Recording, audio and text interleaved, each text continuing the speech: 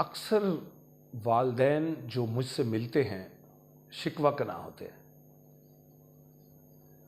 मैं पेरेंटिंग पर एक सेशन कर रहा था जिसमें बच्चे भी थे और वालदैन भी। ज़्यादा बड़ी उम्र के वालदैन भी थे और कम उम्र के वालदैन भी थे। सेशन हो गया, उसके अख्ताम पर मैं प्रिंसिपल ऑफिस में चाय पर बैठा था तो एक बुजुर्गवार आए।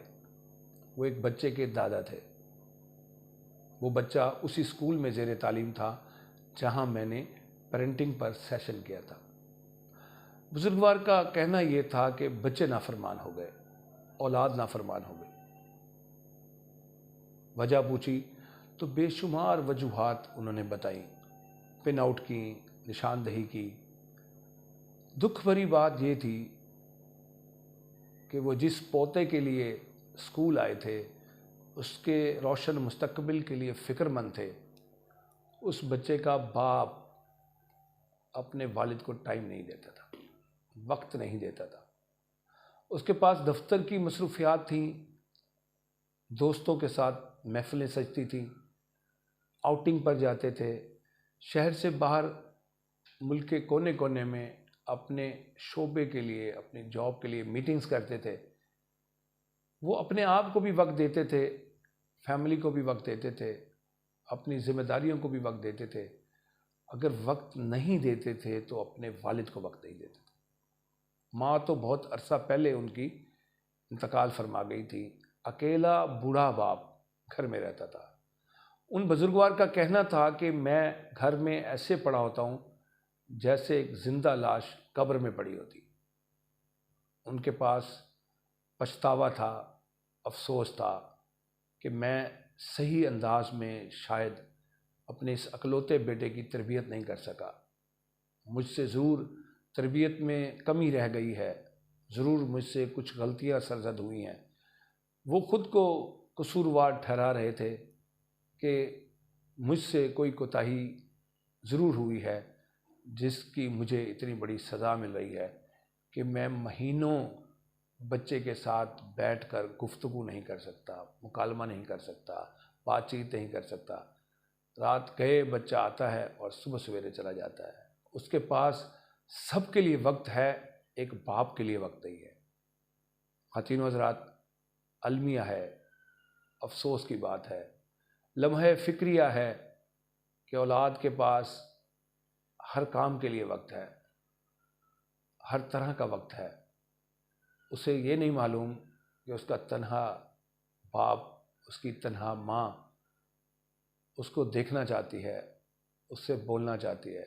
हम में से अक्सर नौजवान, शादीशुदा नौजवान ये समझते हैं कि हम अपने वालिदैन को खाना पीना मुहैया कर देते हैं, आसाइशें और सहूलतें दे देते हैं, उन्हें ग़ज़ा मुहैया कर देते हैं, उन्हें दवा लेकर दे देते हैं, पहनने को कपड़े लेकर दे देते हैं।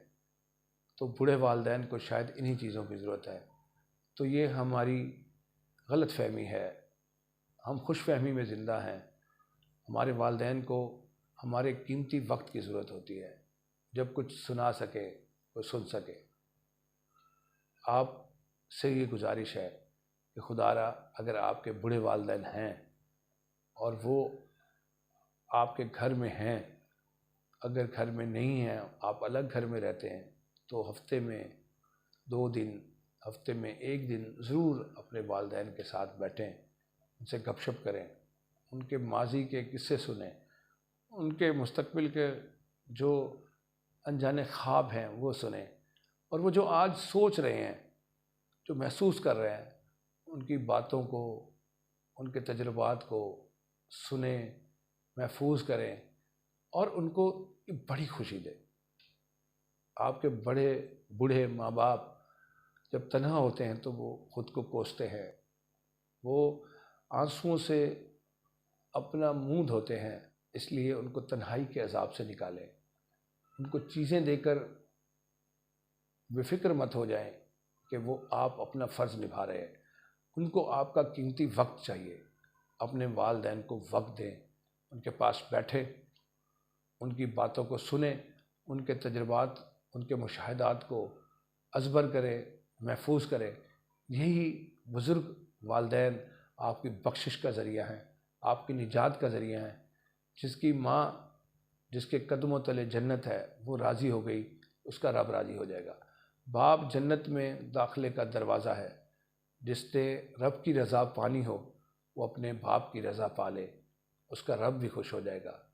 उम्मीद है आप इस पैगाम को समझेंगे और इस पर अमल की कोशिश करेंगे।